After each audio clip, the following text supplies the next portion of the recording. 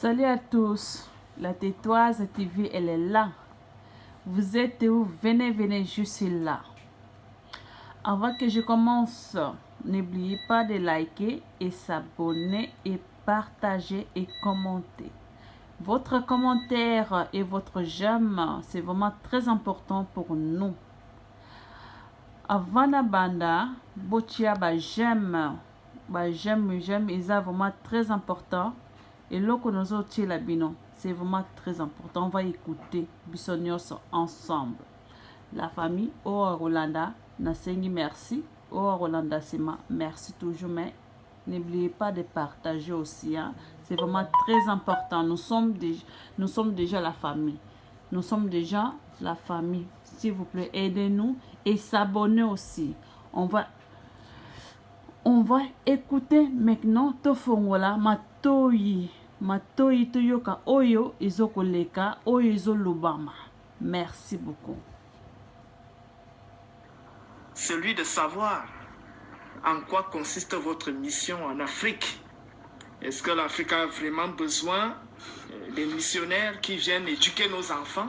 Ou alors est-ce que nos enfants n'ont pas besoin d'une éducation locale Vraiment. qui leur permettrait de s'épanouir à partir de leurs valeurs?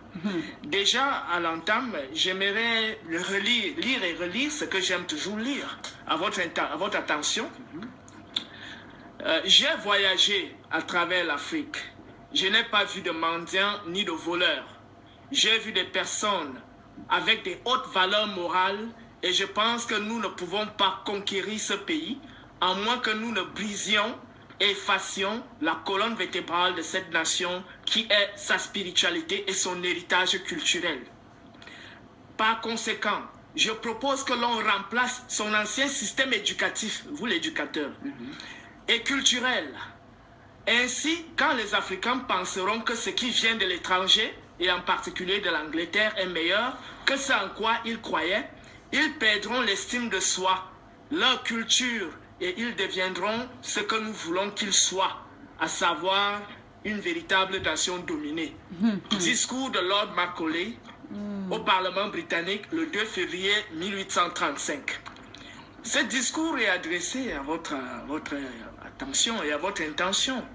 Et ce discours dit beaucoup, puisque... Boyoki, vous avez écouté. Discours Oyo, Izolobama Makambele. Vraiment tout vanda, binomok Boyoki Makambalobi. J'espère que vous avez écouté. Nous avons fini la sauce. Vous êtes un éducateur. Et bizarrement, vous êtes un éducateur en Afrique. Et pourtant, les Belges ont besoin de grands éducateurs comme vous. Donc, vous êtes venus en mission pour éduquer nos enfants. Je ne dirais pas pour les aliéner, pour vos intérêts. Hein? Donc, vous continuez l'œuvre de la colonisation. Et voilà, on l'accepte tout consciemment, tout bonnement, soi-disant parce que vous êtes un prêtre et que vous venez véhiculer le grand christianisme universel.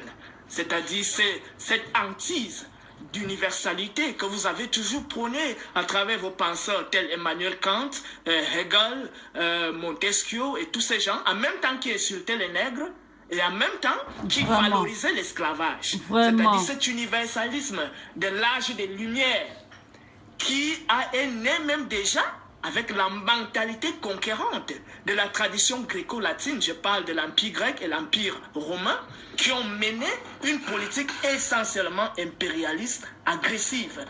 Bandeko, est-ce que vous Hollanda? Botia ba j'aime. Mettez le j'aime.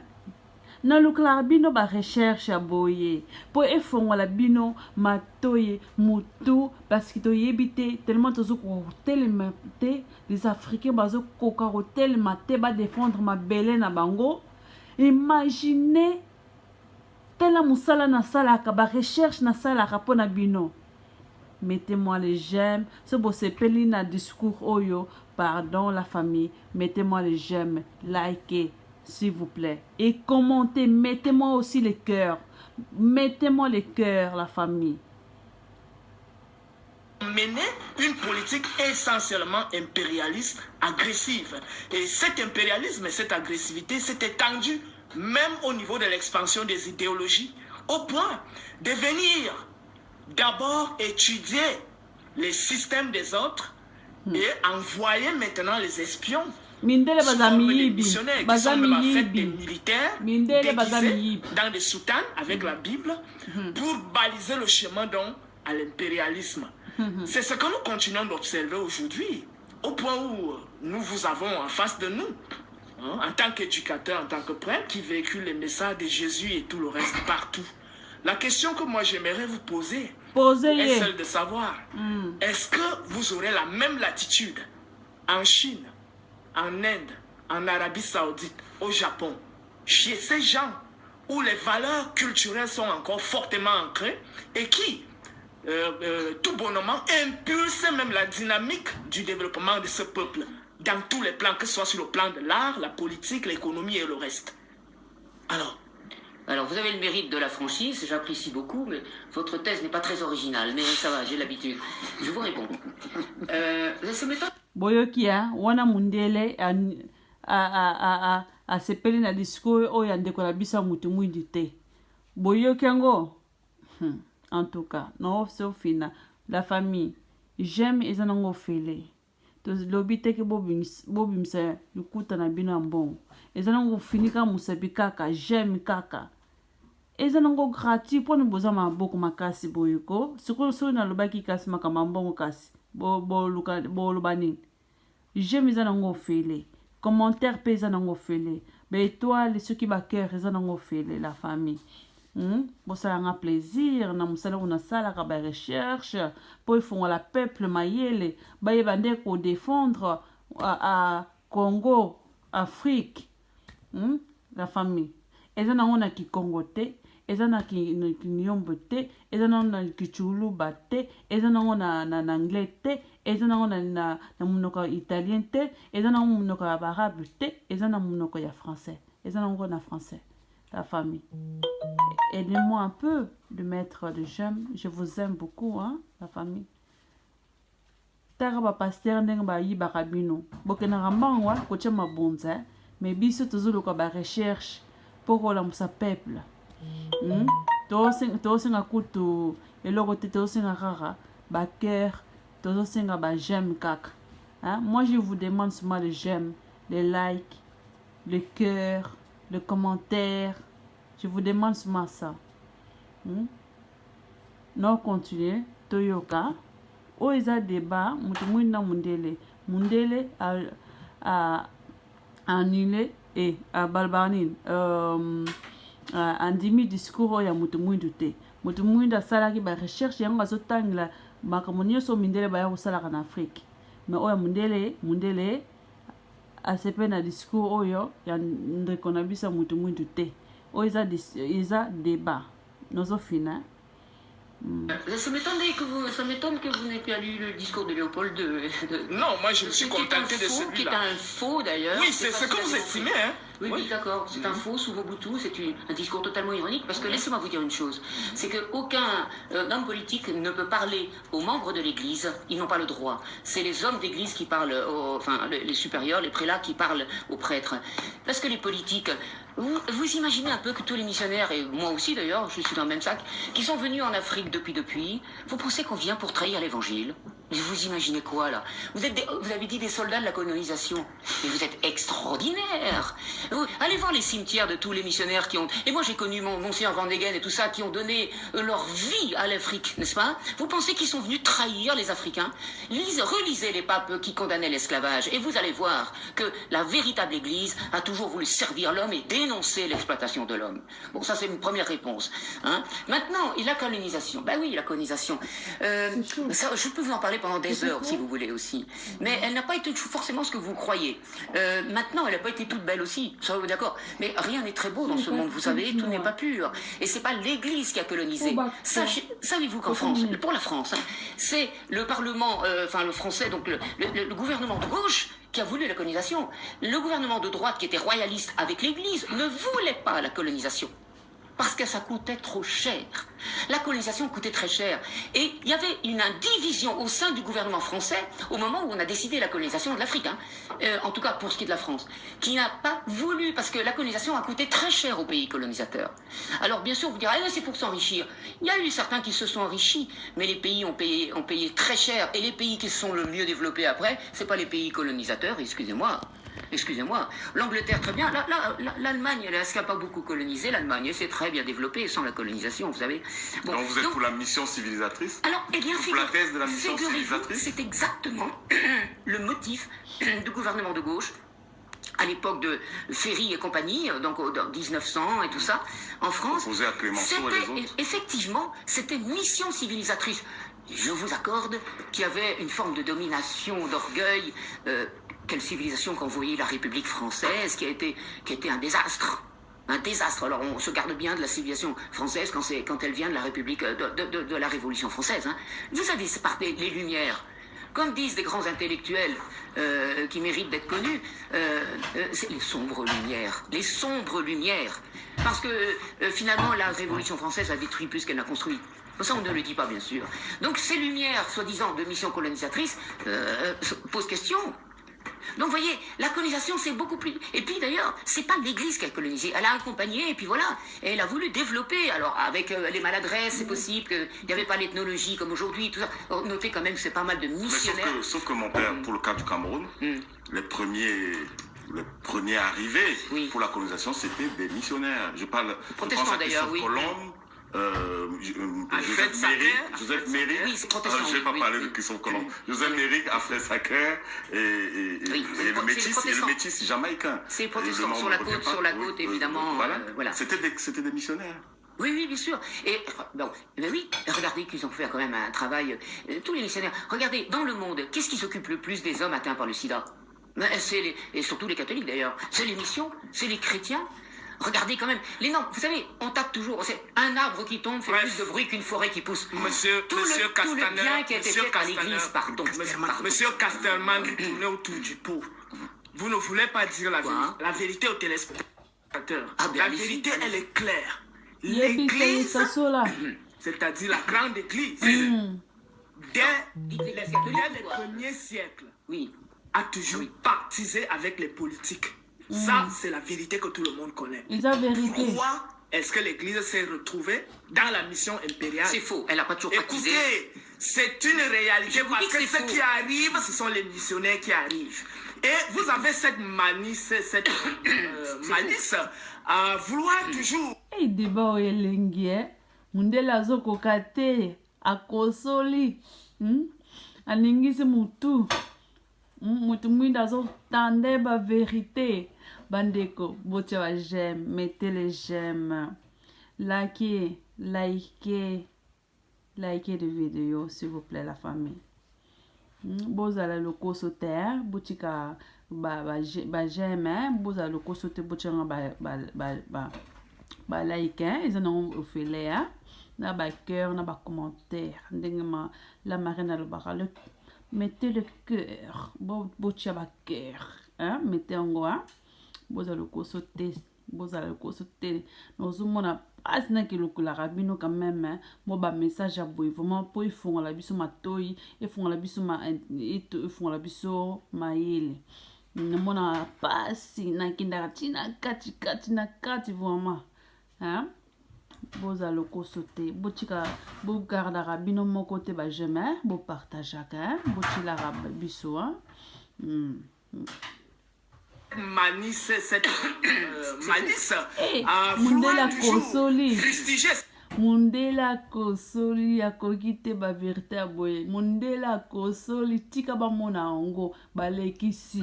Ce qui Afrique eza nde bon eza faute na bango tant ba yaka na époque ya kala eza faute na bango moko. Et ba memela rabiso pe na ba Bible oyo otoye ba raté. Ba Matthieu, ba Jean, ba Luc, hein? Ba nina ngosus. Ba Hébreu, tara ba komba ba Hébreu, ba Jean, ba komba mindeleti, hein? En plus mondela a monaka muku ya liboso ezara na Afrika, mutu mwindu mukuwa oya liboso mutu mwindu makila ekauka te ti siko makila ezalaka kaka mindele bamonaka yango c'est-à-dire mutu mwindu nde abandaka liboso me mindele babombela biso baverité wana kaka me nzambe alalaka te ale alamusi peuple baafricain boyeba bavérité yango ezobima ti bango bakanisaki nini totikala boye libela donc qui a dit? C'est-à-dire les textes comme celui-ci qui disent la vérité, vous dites que ce sont des faux textes. Or, nous savons que votre science, la science qui vise à légitimer vos textes, entre guillemets sacrés, c'est une science montée de toutes pièces. Nous savons qu'il y a des pièces de falsification. Mais vous êtes dogmatique, vous sortez comme ça les choses. Moi, je parle en tant que scientifique. C'est du dogmatisme, ça. C'est pas du dogmatisme. Si. Nous savons qu'il y a une science partisane, une science qu'on appelle idéologique. Et c'est cette science qui est au service de l'Église pour absolument légitimer je dirais, les absurdités, les fantasmagories que raconte cette Église. D'accord. Cette science-là, et vous dites... qui veut, par exemple, prouver que Jésus a existé, à travers le sein qu'on a trouvé, à travers le sépulcre, à travers le Saint-Suaire, et tout le reste. Ça, bien sûr. Vous voyez, ce sont des fantasmagories. Oui, bien sûr. Pourquoi? Parce qu'actuellement, vous pouvez appuyer par les éléments. J'appuie par les éléments, tout simplement. Débat, oh, maman, yes, débat. Elengi moko deba dena bazolo baba nozolia pizza elengi moko deba somo bandeko monati la bino image ezate mundele azokoka te na fini boza lokoso te bochelanga bajem pardon la famille bolinga te na seleka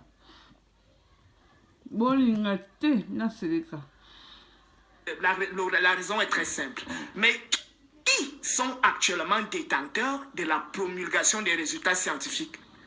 Ça signifie que la science actuelle, à l'ère actuelle, depuis la fin du Moyen-Âge, où les autres civilisations ne se sont pas exprimées, c'est-à-dire à partir de la fin du Moyen-Âge, parce qu'au Moyen-Âge, tous les continents étaient presque à égalité en ce qui concerne le niveau de civilisation. C'est avec la Renaissance occidentale et la période des Lumières qu'il y a donc eu ce sursaut de vouloir s'affirmer dans le monde. Et à partir de ce sursaut, l'Occident a eu certainement une avance sur le plan scientifique parce qu'ils ont profité d'un très grand patrimoine des décombres de l'Antiquité, notamment avec la chute de l'Égypte et tout le reste. Ils ont volé les papyrus, ils ont volé les textes qu'ils ont stockés là-bas chez eux au Vatican et dans leurs musées et autres. Ils s'en sont servis. Dans leur recherche, jusqu'aujourd'hui, s'en servent encore dans leur grand centre de recherche. Pour venir nous raconter que c'est eux qui ont inventé, qui ont créé ceci. Or, cette science donc, qui est détenue actuellement par eux, c'est leurs intérêts, même sur le plan idéologique. Ça signifie qu'ils sont capables de monter de toutes pièces d'épreuves. Comme vous voyez, les gens qui ont poussé en justice ont monté des preuves. Et... Mon frère, Olobi Kitoko, mon frère, ozo solo la mundela zo ningisa kaka moto nzambe nzambe apambola doka ekaka ti bakubana kokimaka na badeba ya boye non somo likambo ya somo l'émission oyo kitoko. Puis on démontre qu'effectivement ce qu'on dit est vrai. Donc, on ne peut pas démontrer le contraire tant que les Africains n'ont pas encore repris la science en main pour mener les mêmes investigations de pointe et démontrer le contraire. Donc, la science est entre leurs mains et la science c'est leurs intérêts. Monsieur Todd, alors, vous nous servez un magma dogmatiste là d'une façon extraordinaire. Vous êtes très fort pour ça en tout cas. Je peux vous démonter point par point tout ce que vous dites. Maintenant, évidemment, c'est tellement un magma qu'il faut voir de quel côté on va attaquer le problème. Mais d'abord, il est vrai que la science moderne s'est développée, vous savez, grâce à quoi? Le christianisme. Et ça, c'est des scientifiques et des historiens qui le disent. Le christianisme est la seule religion au monde qui valorise autant la raison, puisqu'on prétend être fondé dans la raison et dans l'histoire, et qui donne à la raison toute sa place. Et bien sûr que... Vous jetez Giordano Bruno et Galilée, vous les jetez où? Mais Galilée, vous connaissez même pas les véritables histoires de Galilée. Il y a une autre histoire. Mais bien sûr. Mais c'est extraordinaire. C'est vous qui fabriquez vos histoires. Allez chercher sur Internet la véritable histoire de Galilée. Mais c'est extraordinaire. C'est pas possible. Giordano Bruno Et le reste, qu'est-ce que vous en avez fait? Je ne connais pas bien son histoire. L'histoire de Giordano Bruno, vous l'avez brûlé vif. C'est l'église qui l'a brûlé vif. Non, je ne connais pas bien son histoire. Je vais l'étudier, si vous voulez. Galilée, par contre, là, vous vous démontrez que vous ne connaissez pas l'affaire de Galilée. Allez chercher sur Internet la véritable histoire de Galilée. Galilée. Bon, écoutez, on n'est pas ici pour parler seulement de Galilée. Oui. Vous comprenez? Oui. Je dis simplement que, d'abord, s'il y a eu des malheurs ou des procès qui ont mal tourné, alors que... il est mort comment, Galilée?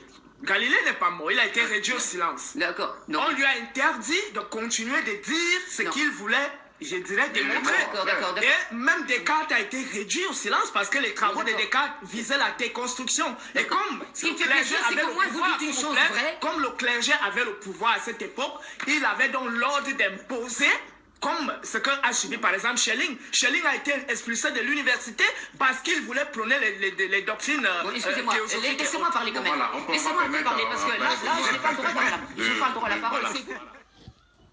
Et la famille débat, la famille, l'Église a toujours été un promoteur formidable de la science et qu'il y a eu beaucoup même d'ecclésiastiques qui étaient, d'ailleurs Mersenne qui était le grand copain de Descartes d'ailleurs, Pascal et tout ça, il y avait quantité d'ecclésiastiques qui étaient de grands scientifiques et l'Église ne l'a jamais embêté.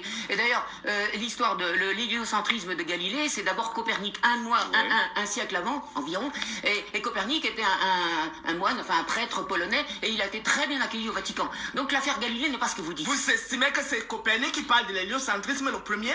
Oui, monsieur. Mais attention, mais vous êtes un grand savant apparemment. Eh bien, ça veut dire que vous ne savez pas qu'Ératosthène, le grec, en avait parlé 300 ans avant notre ère. En tout cas, que Pythagore connaissait l'héliocentrisme et que les Égyptiens connaissaient l'héliocentrisme.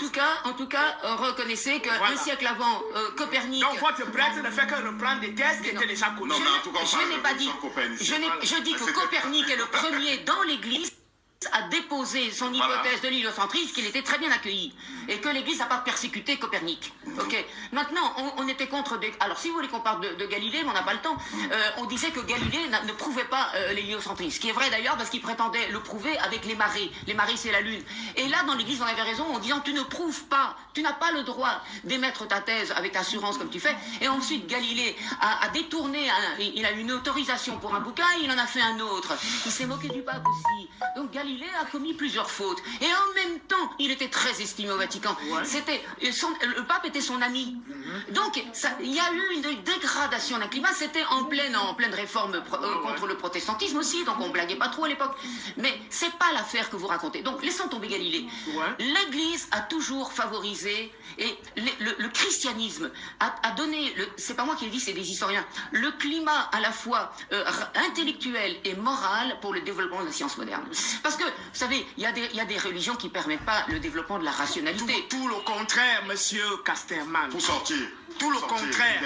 Parce que c'est vous qui dites. Parce que le temps imparti au duel est écoulé. Oui, je voudrais vous démontrer, premièrement, que s'il faut parler d'une spiritualité qui a toujours fait la promotion de la science, c'est la civilisation, la spiritualité africaine, à travers la Bible qui ne faisait aucune distinction entre la spiritualité et la science. Et vous croyez que l'animisme... Et vous pensez que l'animisme permet le développement de la rationalité? Les Grecs n'étaient pas des chrétiens. Descartes, quand il fait ses travaux, il ne les fait pas en tant que moine. Emmanuel Kant ne fait pas ses travaux en tant que moine. En tant que chrétien, quand même. En tant que chrétien. ne fait pas ses travaux en tant que moine. Mais c'est la raison qui est mise en avant par la foi. Newton était un grand chrétien. La raison, justement, le débat entre la raison et la foi, c'est à travers la raison qu'il y a eu des révolutions en Occident, pas par la foi. Laissez-moi vous dire, monsieur Todd. Merci. Un des grands obstacles au développement de la rationalité, c'est l'animisme. Parce que quand on voit Dieu et les puissances mystiques partout, on n'étudie plus les phénomènes. Tandis que le christianisme a dit Dieu est transcendant, il est créateur, mais il a créé un ordre selon la création, selon sa sagesse, avec la rationalité. Donc on va étudier la création. Et en plus, les chrétiens ont tous reçu dans la parole de Dieu, bien sûr, depuis les origines, la mission de développer la création. Et ça, ces deux choses-là, le climat moral et le climat intellectuel, dans le christianisme, ont permis de récolter toutes les formes de rationalité. Peut-être en Égypte aussi, d'ailleurs, en Grèce, évidemment, à Rome également. Mais Mais oui, mais si ça vous fait plaisir, je peux le dire, bien sûr.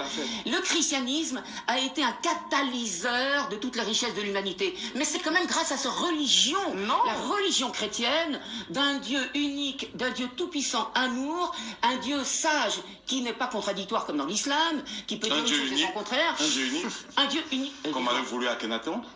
Oui, voilà. bien sûr. Ah, mais j'aime beaucoup rappeler que le monothéisme commence au moins 4000 ans. Et ne parlons pas de sa superbe femme Néfertiti. Donc, s'il vous plaît, le monothéisme est connu avant votre christianisme. L'Égypte est une civilisation passionnante. C'est connu 2300 ans avant votre ère. La résurrection et la mort, c'est connu au moins 36 000 ans avant votre Jésus. Et puis, pour terminer, la résurrection. Est-ce que la question. Osiris et les autres, c'était pas des. Non, justement, il y a des preuves. Non, écoutez, c'est ce qu'ils vont faire croire ces gens. Ils fabriquent. Non, je ne suis pas d'accord. Je suis pas d'accord. Qu'est-ce que la mythologie? Il faut peut-être qu'on explique les concepts. Allez-y, monsieur le philosophe. Ce qu'on entend par mythe, le mythe doit être compris à 3 niveaux. Il y a un mythe qui relève de ce qu'on appelle les récits légendaires pour vouloir expliquer les événements.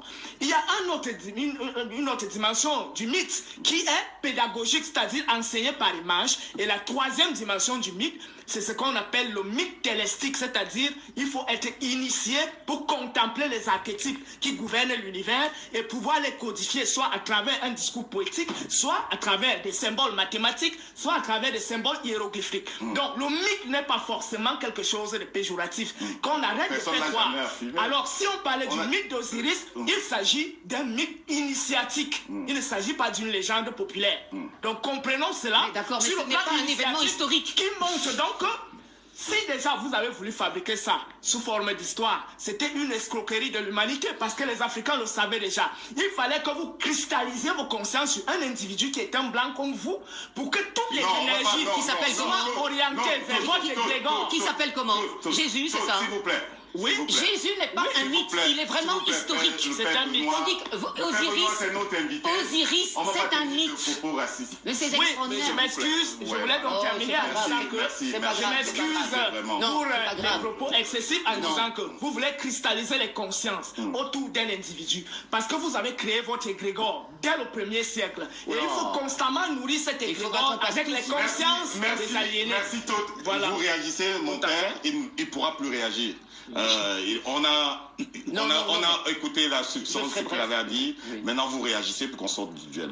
Non, j'accepte tout à fait qu'on mette en débat le mythe d'Isis et d'Osiris avec Jésus-Christ, et sa mort et sa résurrection. D'accord? Je connais ça par cœur. Seulement, voilà, une petite différence, c'est que vous le disiez ou non, selon les 3 interprétations du mythe, Isis et Osiris, c'est légendaire, c'est tout ce que vous voulez, c'est télétique, tout ce que vous voulez, hein, c'est quand même des personnages qui n'ont pas historiquement existé. Tandis que Jésus, ne dites pas que Jésus est un mythe, s'il vous plaît. Alors, on peut dire, il a existé... Où sont les preuves de son existence? Vous êtes extraordinaire. Plus aucun historien intelligent ne doute de ça aujourd'hui. Alors là, de l'Église qui justifie je fais une découverte ce soir. Je fais une découverte. Quelqu'un qui doute encore de l'existence de Jésus. On a promis extraordinaire. Là. Vous terminez. Pardon, n'aggravez pas votre situation parce que quelqu'un qui est un peu intelligent, qui va faire une recherche intelligente sur Internet, il verra que plus aucun historien sérieux ne peut douter de l'existence de Jésus-Christ. Ceci dit, maintenant, qu'il soit mort sur la croix, c'est arrivé malheureusement à beaucoup d'autres, qu'il soit ressuscité, là, on en a parlé tout à l'heure, c'est historiquement incontestable, mais là, évidemment, ça demanderait des développements, et qu'il soit Dieu et Dieu sauveur, enfin, le Fils unique de Dieu, hein, là, évidemment, vous avez le droit de ne pas être d'accord. Mais dire que Jésus n'a pas existé, vous êtes très fort, mais très fort. Félicitations.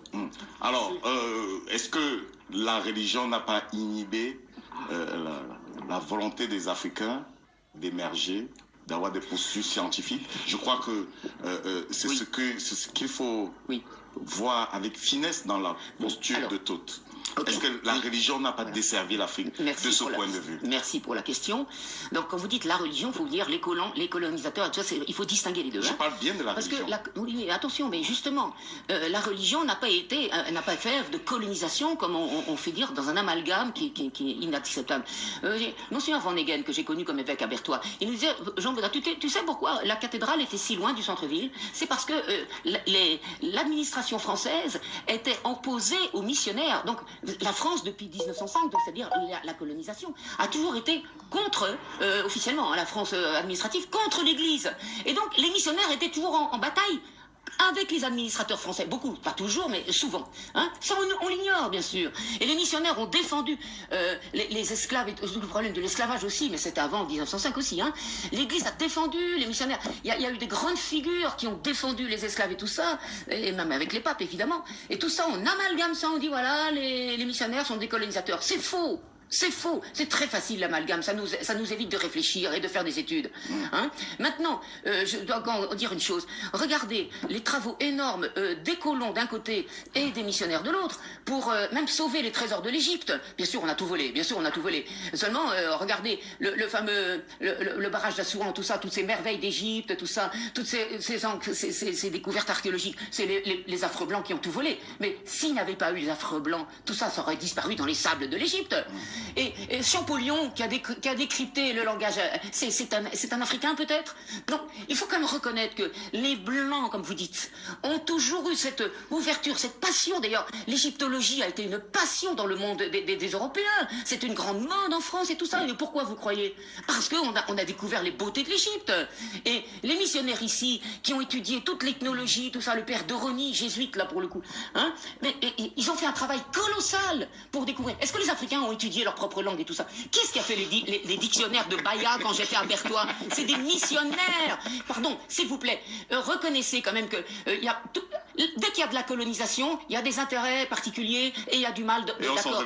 Mais ne regardez pas seulement le mauvais côté, s'il vous plaît. Et je termine par Robert Sarah, le grand cardinal, peut-être qu'il sera un pape un jour guinéen, n'est-ce pas? Il dit, mais c'est grâce à la colonisation que je ne suis pas resté dans mon village de Guinée-Conakry et que j'ai fait des études et que je me suis ouvert au monde et que c'est une grande figure de l'Église. Il le dit, c'est grâce à la colonisation. Alors écoutez aussi un autre son de cloche, s'il vous plaît. Merci, Père Benoît Casteman. Nous allons prendre la deuxième dorsale en une question.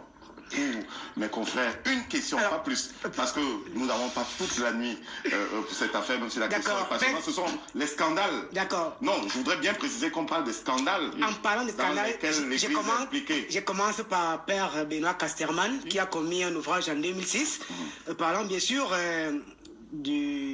intitulé Réussir sa sexualité sentimentale et sexualité réussir sa vie sentimentale et sexuelle. Oui, je rappelle que l'ouvrage a été retiré dans les établissements en France, bien sûr, hein, mais ça c'est le bonheur des Français. Et permettez-moi, les sémiologues et les sémioticiens se sont dit d'ailleurs que le rôle de Benoît Casterman, que le livre avait une fonction subliminale.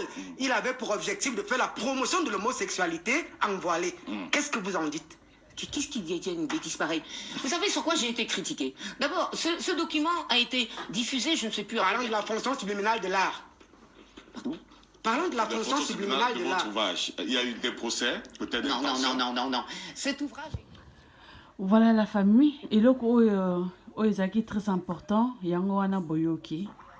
Boyoki, makambo ya débat, makambo oyo mendele bayela rabiso. Ozoluka image moko boye ya boyoka ezaka mukie ezaka mukuse kaka bozela 2 minutes bozela et ozalongo ta mukie kaka ezaki nongo awa yangoyo boyoka bino moko makambo mwasi oyo akoloba. Voilà, yango nateli indignée d'ailleurs. Que la religion en Chine est pourchassée, persécutée. Je leur dis laquelle? Alors ils me disent le christianisme. Je dis mais le christianisme c'est pas une religion chinoise.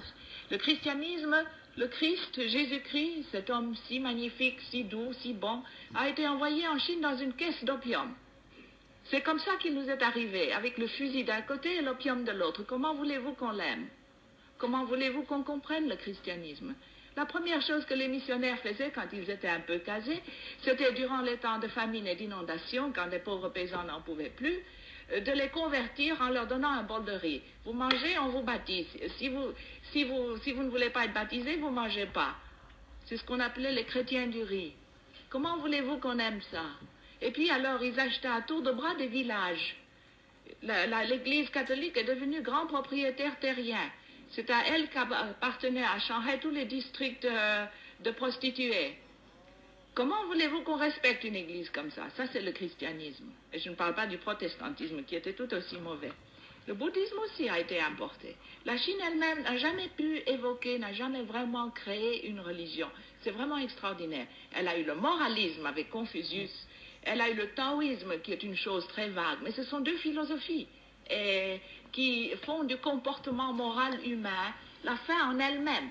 Il n'y a pas un ciel, il n'y a pas un paradis, il n'y a pas au-delà de la vie une vie meilleure. Ça s'arrête avec la mort. Il n'y a pas d'enfer non plus. Il n'y a pas d'enfer non plus. Il n'y a donc jamais eu de religion traditionnelle théiste en Chine? Non, pas vraiment organisé. Il y a eu un peu d'animisme et puis il y a le bouddhisme qui est venu de l'Inde, qui a subi quelques modifications. Mais la Chine elle-même n'a jamais évolué une religion. Mais elle a évolué des moralités, le confucianisme, le taoïsme, etc. Et la condition féminine en Chine, telle que vous l'avez vécue et telle qu'elle existe aujourd'hui? Voilà la famille, c'est fini. J'espère que vous avez écouté. Hein? On a partagé. De partager bisonios ensemble. J'espère que vous avez j'aime, na ba commentaire, na ba étoile, na ba cœur. J'espère boyoki tala na uti musika ko sala la bino ba recherche pour efon la biso mémoire, efon la biso intelligence na biso bandeko. Pour le peuple africain, bayoka message. Vraiment, n'oubliez pas de liker la famille et partager et s'abonner et commenter. En bas, na la vidéo, dans beaucoup ça, botia commentaire na bino. Merci beaucoup, je vous aime, je vous love.